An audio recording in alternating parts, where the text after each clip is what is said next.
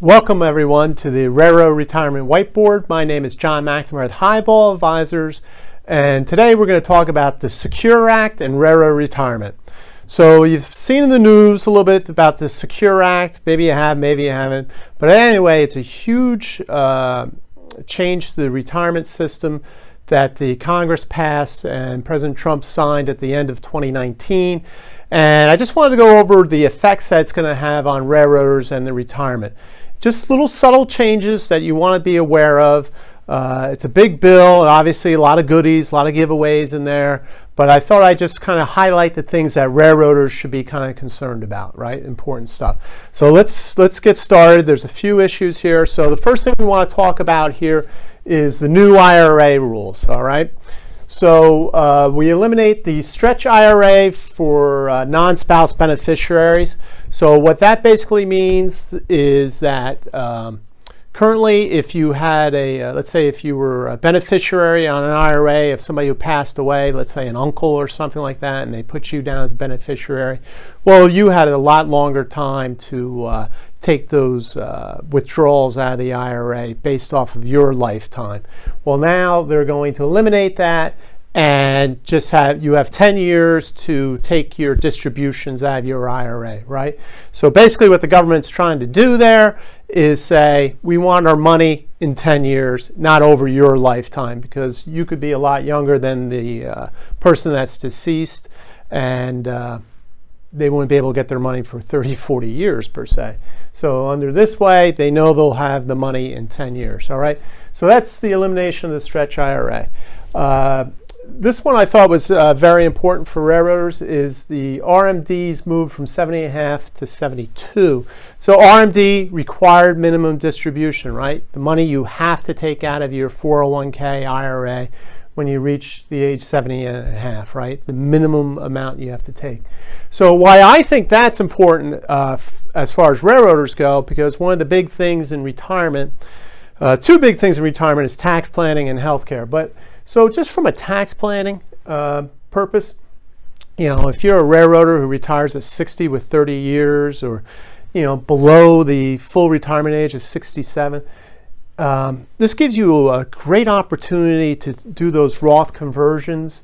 So if you're a 60 and 30, you now have 12 years to do Roth conversions. And what I mean by that is, so if you retire, your income has come down significantly, right? And it gives you a chance to do some conversions into Roth IRAs. So when you reach the 72, you won't have to do big RMDs, so to speak, because all your money from then is now tax-free, right? Roth IRA is tax-free money because you've been paying your taxes from 60 to 72 at a very low rate because you don't have any income per se, or minimum amount of income at those low tax rates. So this is a great opportunity here. Good planning goes in right there from 60 to 72 for your 60 and 30 people. And even you people, you know, that retire earlier.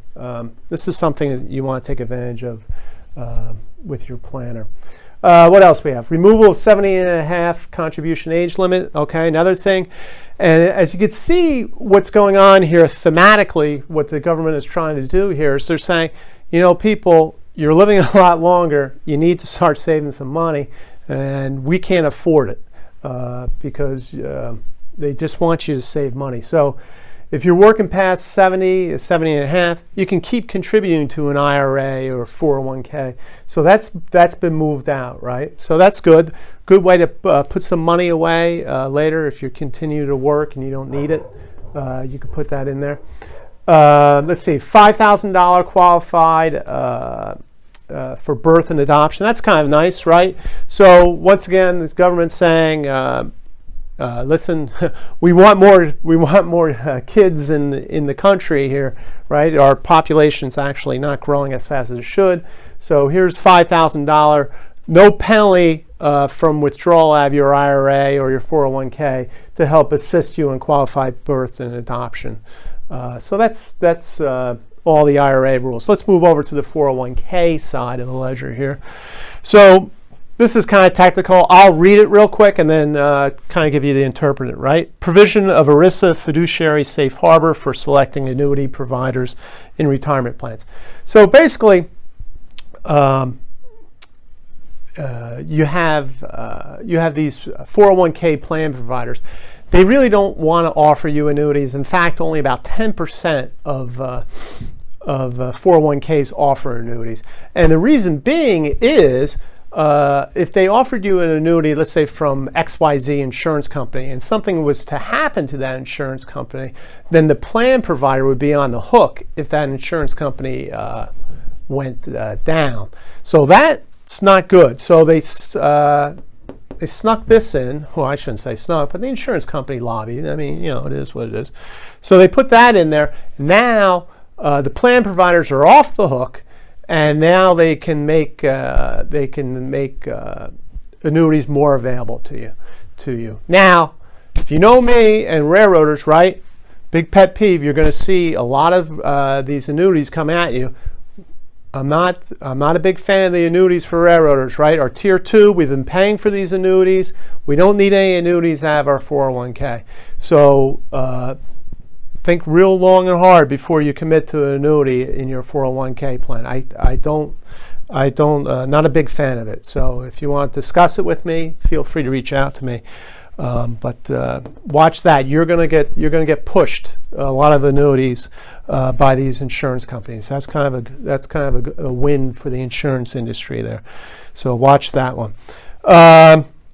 Automatic enrollment increased from 10% to 15% in your 401ks, right? Once again, not saving a lot of money. So if you're just one of those people say, I don't know what to do with my 401k, blah, blah, blah, they're going to move you up to 15% of your income is going to go into a 401k versus the 10%.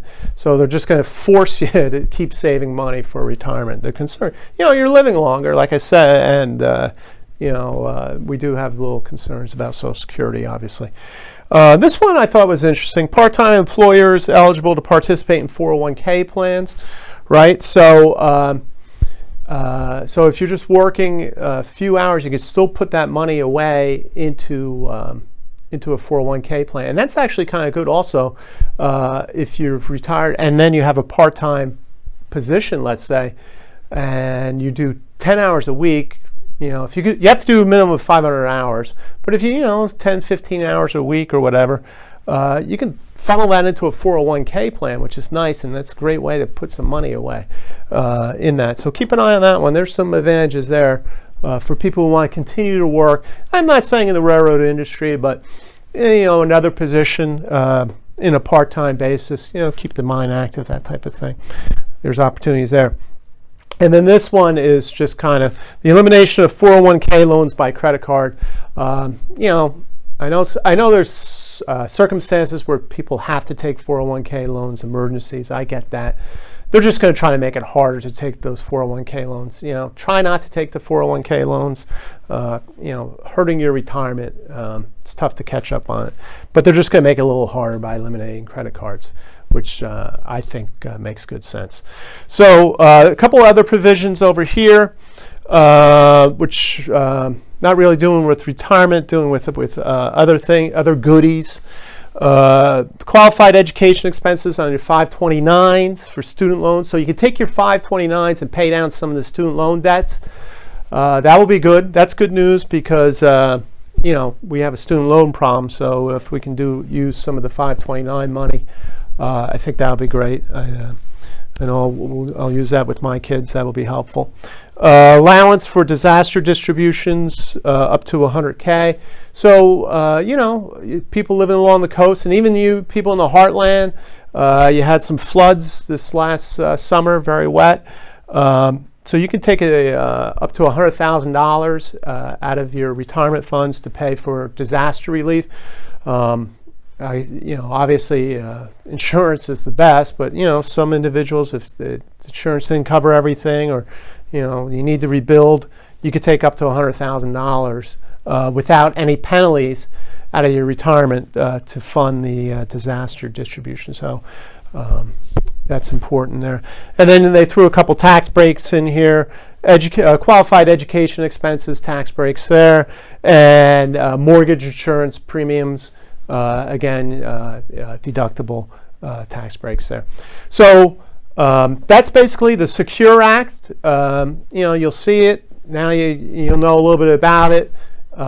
You can chat about it, tell some of your fellow co-workers and friends and family. I hope you found this useful.